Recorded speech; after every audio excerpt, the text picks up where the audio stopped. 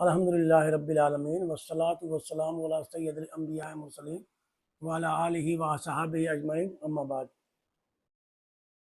दोस्तों, ख़वातीन व हज़रात, आज अभी 2-3 दिन हुआ भारत सरकार ने 2047 तक 30 ट्रिलियन डॉलर की अर्थव्यवस्था को पहुंचाने का लक्ष्य रखा है। क्या यह सपना सच होगा? बेदो बाबा की खास बातचीत। आदाब दोस्तों, मैं हूं आपका। आज का विषय थोड़ा अलग है। आज हम किसी नेता की तारीफ नहीं कर रहे हैं, ना ही किसी नेता की बुराई कर रहे हैं। हम सिर्फ अपने भारत के भविष्य की बात करेंगे, ऐसे भविष्य की जिसकी तारीख तय कर दी गई है 2047, यानी आज से लगभग 21 साल बाद, जब हम अपनी आज़ादी की 100वीं वर्षगांठ मना रहे होंगे। तो क्या हमारा भारत विकसित भारत बन जाएगा? यह आर्थिक विजन भारत को लगभग 30 से 35 ट्रिलियन डॉलर की अर्थव्यवस्था बनाने की महत्वाकांक्षा सामने रखी गई है।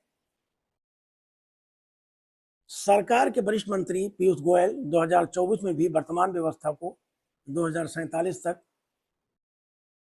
30 से 35 ट्रिलियन डॉलर ले जाने की बात का लक्ष्य दोहराया था, और वही लक्ष्य आज फिर दोहराया गया है। अब जरा सोचिए, 30 ट्रिलियन डॉलर, यह संख्या इतनी बड़ी है कि आम आदमी के लिए इसे समझना बहुत ही मुश्किल है। लेकिन सवाल यह है, क्या भारत वास्तव में 2047 तक वहां पहुंच सकता है? अगर भारत 30 ट्रिलियन डॉलर की अवस्था बन भी गया, तो क्या इसका फायदा आम आदमी को होगा या आम आदमी को मिलेगा?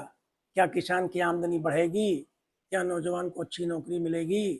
क्या छोटे व्यापारी का कारोबार बढ़ेगा? क्या गांव और शहर के बीच का अंतर कम होगा? क्या भारत दुनिया की फैक्ट्री बनेगा? क्या भारत टेक्नोलॉजी में दुनिया का नेतृत्व करेगा? और सबसे महत्वपूर्ण बात, क्या 30 ट्रिलियन डॉलर का भारत एक अमीर भारत होगा या सिर्फ एक बड़ा जीडीपी वाला भारत? आज हम इन्हीं सवालों को समझेंगे अपने बेदो बाबा से। पहला सवाल, 30 ट्रिलियन डॉलर आखिर है क्या? दोस्तों, हम अक्सर सुनते हैं भारत की जीडीपी इतने ट्रिलियन डॉलर है, अमेरिका इतने ट्रिलियन डॉलर है, चीन इतने ट्रिलियन डॉलर है। लेकिन ट्रिलियन का मतलब क्या होता है? 1 ट्रिलियन यानी 1 लाख करोड़। अब सोचिए, 30 ट्रिलियन यानी 30 लाख करोड़ डॉलर, या कोई छोटी संख्या नहीं है। लेकिन यहाँ एक बात समझना बहुत जरूरी है, जीडीपी का बड़ा होना अपने आप में पर्याप्त नहीं है। मान लीजिए किसी देश की आबादी बहुत बड़ी है और उसका जीडीपी भी बहुत बड़ा है, फिर भी अगर प्रति व्यक्ति आय कम है, शिक्षा कमजोर है, स्वास्थ्य व्यवस्था कमजोर है और रोजगार के अवसर कम हैं, तो आम नागरिक को यह विकास अपनी जिंदगी में नहीं दिखाई देगा। इसलिए मेरा सवाल है, 2047 का लक्ष्य सिर्फ 30 ट्रिलियन डॉलर क्यों हो? हमारा लक्ष्य होना चाहिए 30 ट्रिलियन डॉलर के साथ बेहतर जीवन, बेहतर शिक्षा, बेहतर स्वास्थ्य, बेहतर रोजगार, बेहतर सड़कें, बेहतर शहर, बेहतर गांव, और सबसे जरूरी, सम्मान के साथ जीवन। दूसरा सवाल, क्या यह लक्ष्य संभव है? अब आते हैं सबसे महत्वपूर्ण सवाल पर, क्या यह लक्ष्य संभव है? इसका जवाब है, संभव है, लेकिन आसान नहीं है। भारत को बहुत लंबे समय तक तेज आर्थिक विकास बनाए रखना होगा। भारत सरकार के मुख्य सलाहकार ने बी आनंद नागेश्वर ने अप्रैल 26 में कहा था कि अगरचे $30 ट्रिलियन की जीडीपी को हासिल करना है तो भारत को 12% प्रति वर्ष के हिसाब से वृद्धि जरूरी होगी। अब 12% सुनकर हमें डरना नहीं चाहिए, लेकिन इसे हल्के में भी नहीं लेना चाहिए, क्योंकि 20 साल लगातार इतनी तेज गति बनाए रखना बहुत बड़ी चुनौती है।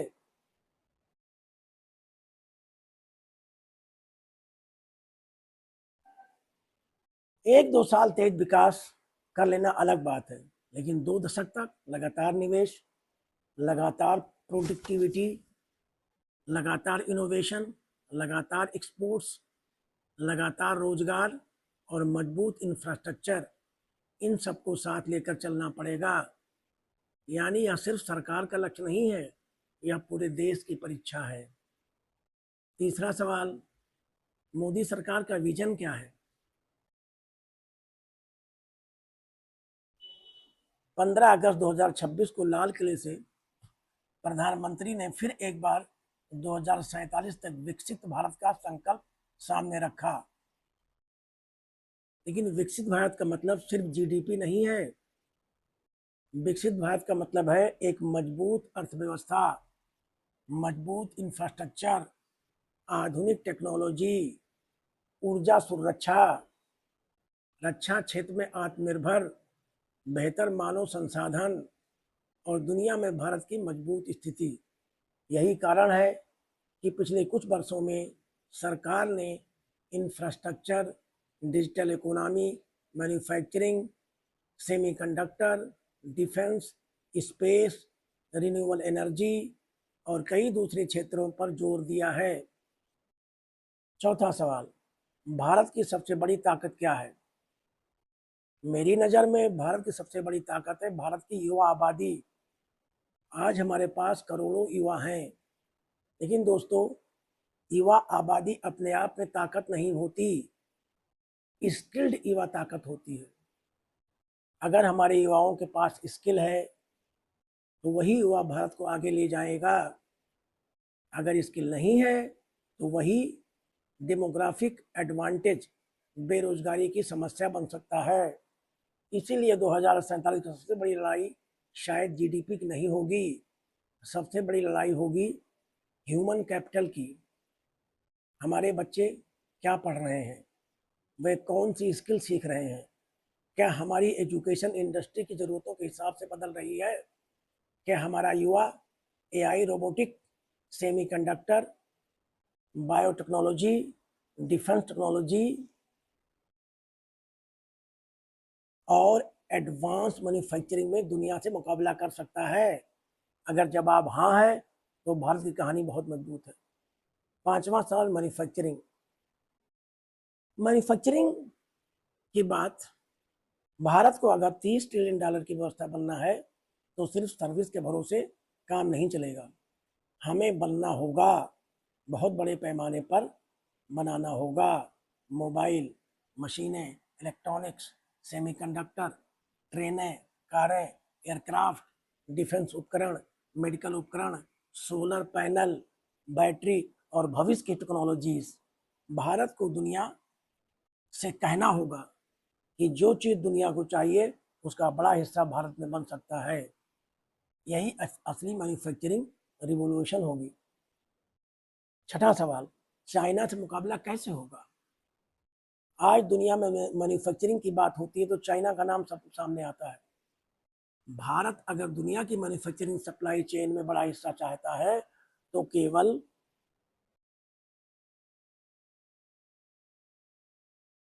सस्ता मजदूर पर्याप्त नहीं होगा।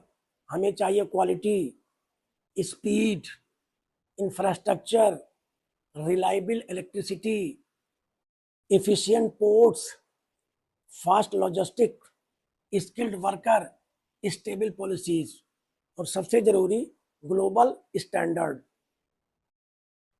वाणिज्य मंत्री पीयूष गोयल जी ने 26 में $30-35 ट्रिलियन के लक्ष्य के संदर्भ में क्वालिटी, रिलायबिलिटी और कम्पिटिटिवनेस पर जोर दिया है। इसका अर्थ बहुत साफ है, दुनिया भारत के सामान खरीदेगी तो केवल इसलिए नहीं कि वह भारत में बना है, दुनिया खरीदेगी क्योंकि वह अच्छा है। 7वां सवाल, एक्सपोर्ट। अगर हमें अपना लक्ष्य $30 ट्रिलियन करना है तो हमें दुनिया को बेचने की जरूरत होगी। भारत वनिष्ठता मर्चेंडाइज एक्सपोर्ट में अपनी हिस्सेदारी को बहुत ऊंचे स्तर तक ले जाना का लक्ष्य रखा है और विकसित भारत विजन में कुल एक्सपोर्ट्स को बहुत बड़े स्तर पर तक बढ़ाने की दशा रखी गई है। यानी भारत सिर्फ दुनिया का बाजार नहीं बने, भारत दुनिया का सप्लायर भी बने। आज हमारे पास एक बहुत बड़ा डोमेस्टिक मार्केट है, लेकिन 2047 तक भारत इससे भी आगे जाना चाहता है। 8वां सवाल, एग्रीकल्चर। अब मैं बहुत महत्वपूर्ण बात कहना चाहता हूं कि अगर भारत $30 ट्रिलियन का देश बन गया लेकिन किसान पीछे रह गया तो उसे पूरा विकसित भारत नहीं कहूँगा। भारत की अवस्था एग्रीकल्चर की भूमिका बदलनी होगी। सिर्फ गेहूं और चावल से आगे बढ़ना होगा, ये पॉसिबल नहीं है। Food processing, cold storage, dairy, fisheries, organic product, high value crops और एग्री टेक्नोलॉजी, फूड एक्सपोर्ट्स को बढ़ावा देना होगा। ये सब एग्रीकल्चर को नई अर्थव्यवस्था से जोड़ सकते हैं। किसान सिर्फ किसान न रहे, वह एंटरप्रेन्योर भी बने। उसकी उपज सिर्फ मंडी तक न जाए, वह ग्लोबल मार्केट तक जाए। 9वां सवाल, टेक्नोलॉजी। अब आते हैं उस क्षेत्र जहां शायद भारत की सबसे बड़ी छलांग लग सकती है, technology. AI, artificial intelligence, semiconductor, robotics, quantum technology, biotechnology, space technology, digital payment, cyber security, data centre, ये सिर्फ अंग्रेजी के बड़े बड़े शब्द नहीं हैं, यही 2047 की अर्थव्यवस्था के इंजन हो सकते हैं। अगर भारत टेक्नोलॉजी का कंज्यूमर ही रहा तो हम दूसरे देशों पर निर्भर रहेंगे, लेकिन अगर भारत टेक्नोलॉजी का क्रिएटर बना तो कहानी बदल जाएगी। हमें मोबाइल इस्तेमाल करने वाले करोड़ों लोगों से आगे बढ़कर मोबाइल बनाने वाले, चिप्स बनाने वाले, सॉफ्टवेयर बनाने वाले, एआई बनाने वाले और नई टेक्नोलॉजी का पेटेंट बनाने वाले देशों में बदलना होगा। 10वां सवाल, एनर्जी। एनर्जी को बिजली चाहिए, बहुत ज़्यादा बिजली चाहिए। फैक्ट्री चलेगी तो बिजली चाहिए, डाटा सेंटर चलेगा तो बिजली चाहिए, इलेक्ट्रिक व्हीकल चलेगी तो बिजली चाहिए, एआई चलेगा तो बिजली चाहिए, शहर बढ़ेंगे तो बिजली चाहिए। इसलिए एनर्जी सिक्योरिटी बहुत ही महत्वपूर्ण हिस्सा होगा। सोलर, विंड, हाइड्रोजन, न्यूक्लियर और स्टोरेज और दूसरे क्लीन एनर्जी सोर्सेज, इन सब की भूमिका बढ़ेगी। अब एनर्जी महंगी होगी तो इंडियन इंडस्ट्री की कंपटीटिवनेस प्रभावित होगी। अगर एनर्जी सुरक्षित और अफोर्डेबल होगी तो ग्रोथ को ताकत मिलेगी। 11वां सवाल है, इंफ्रास्ट्रक्चर। दोस्तों, किसी भी इकोनॉमी की रीढ़ होती है। इंफ्रास्ट्रक्चर मतलब सड़क, रेल, बंदरगाह, airport, logistic, internet, electricity, urban infrastructure.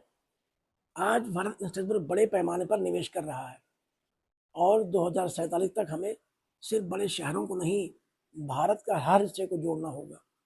एक छोटा व्यापारी भी ग्लोबल मार्केट तक पहुंच सके, एक किसान भी अपना उपज दूसरे राज्यों में आसानी से भेज सके, एक छोटे शहर का व्यक्ति भी दुनिया की कंपनी के लिए काम कर सके। यही इंफ्रास्ट्रक्चर की असली सफलता होगी। 12वां सवाल, रोजगार। अब मैं सवाल पर आता हूं जो हर परिवार पूछता है, नौकरी कहाँ है? जीडीपी बढ़ना अच्छी बात है, लेकिन अगर नौजवान के पास नौकरी नहीं है तो उसके लिए जीडीपी का आंकड़ा क्या मायने रखता है? इसलिए हमें जॉबलेस ग्रोथ से बचना होगा। हमेशा ग्रोथ चाहिए जिसमें फैक्ट्री भी लगे, स्टार्टअप भी बने, एमएसएमई भी बढ़े, कंस्ट्रक्शन भी बढ़े, सर्विस भी बढ़े और स्किल्ड जॉब भी पैदा हो। भारत को करोड़ों युवाओं के लिए उत्पादक और सम्मानजनक रोजगार बनाना होगा। 13वां सवाल, छोटे व्यापारी और MSME। मैं खास तौर पर छोटे व्यापारियों की बात करूंगा। भारत का असली इकोनॉमिक इंजन सिर्फ बड़ी कंपनियां नहीं है।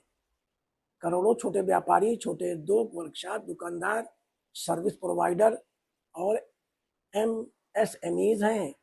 ये भारत की अर्थव्यवस्था की जमीन है। अगर 2047 की ग्रोथ सिर्फ कुछ बड़ी कंपनियों में सिमट गई तो समाज में असमानता बढ़ सकती है। लेकिन अगर छोटा व्यापारी भी डिजिटल टेक्नोलॉजी अपनाए, बैंकिंग तक उसकी पहुंच हो, क्रेडिट मिले, मार्केट मिले और एक्सपोर्ट का मौका मिले तो भारत का इकोनॉमिक बेस बहुत मजबूत होगा।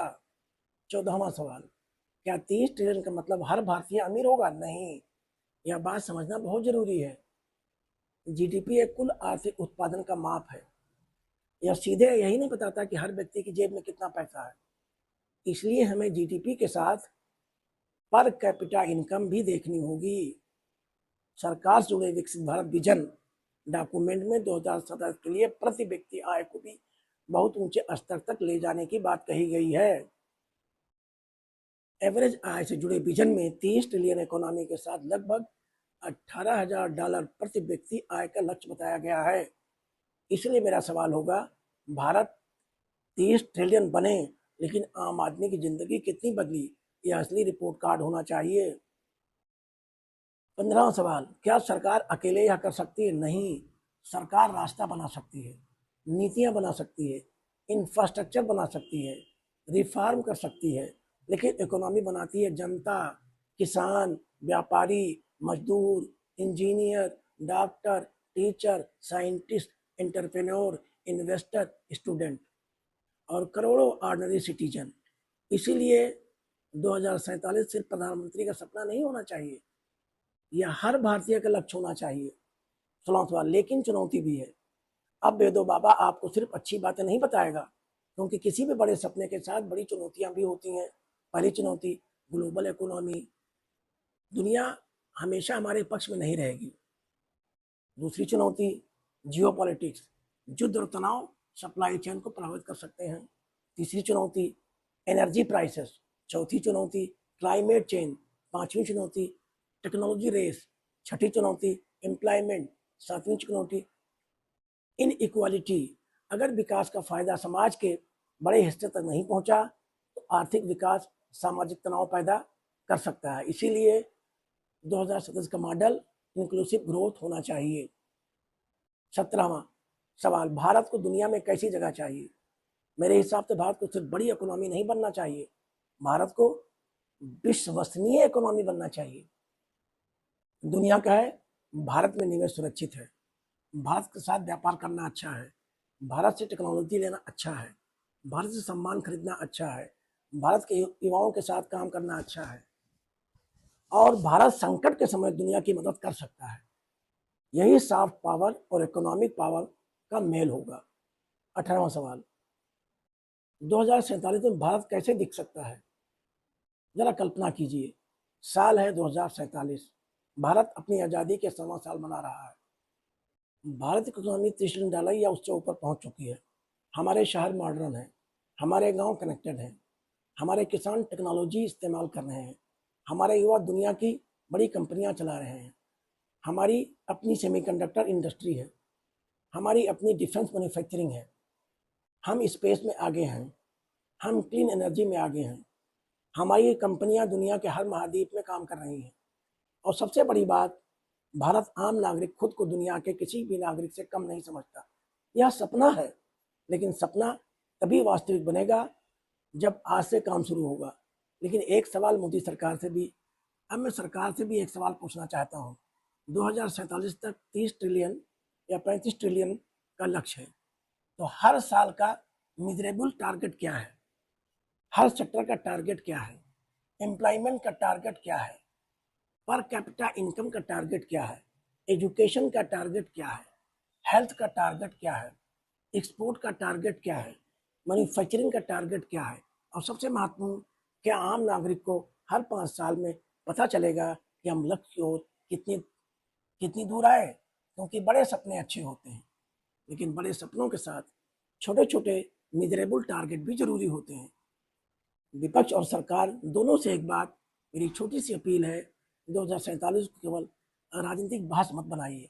अगर सरकार अच्छा काम करे तो उसकी तारीफ होनी चाहिए, अगर सरकार गलती करे तो सवाल भी पूछा जाना चाहिए, क्योंकि देश किसी एक पार्टी से बड़ा है, देश किसी एक नेता से बड़ा है, देश एक विचारधारा से बड़ा है, भारत सबसे बड़ा है। 2047 के भारत आज के भारत से ज़्यादा मजबूत, ज़्यादा शिक्षित, ज़्यादा स्वस्थ, ज़्यादा समृद्ध और ज़्यादा महत्वपूर्ण होना चाहिए। आखिर में बेदो बाबा की बात, दोस्तों 30 ट्रिलियन डॉलर एक बहुत बड़ा सपना है, लेकिन मैं आपको बताना चाहता हूँ भारत ने इससे पहले भी कई असंभव लगने वाले सपने पूरे किए हैं। हमने गरीबी से लड़ाई लड़ी, हमने हरित क्रांति देखी, हमने दूध उत्पादन में क्रांति देखी, हमने IT रिवोल्यूशन देखा, हमने डिजिटल पेमेंट की दुनिया बदली दी, हमने स्पेस में ताकत दिखाई, हमने स्टार्टअप इकोसिस्टम बनाया। अब अगली क्रांति इकोनॉमिक रिवोल्यूशन हो सकती है, लेकिन इसकी शर्त एक है, हमें सिर्फ GDP नहीं बढ़ानी है, इंडियन सिटीजन की क्षमता बढ़ानी है।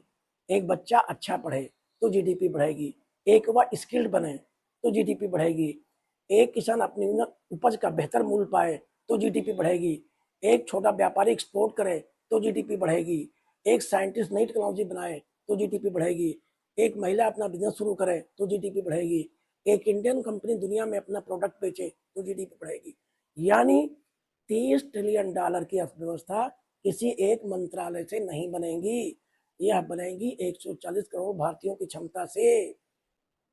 इसलिए आज सवाल यह नहीं है कि 30 ट्रिलियन बना पाएंगे या नहीं, सही सवाल यह है क्या हम सब मिलकर ऐसा भारत बना सकते हैं। मेरा जवाब है हाँ, बना सकते हैं, लेकिन उसके लिए हमें सिर्फ नारे नहीं चाहिए, हमें चाहिए मेहनत, ईमानदारी, skill, education, innovation, investment, quality, discipline और सबसे बढ़कर देश के भविष्य पर भरोसा।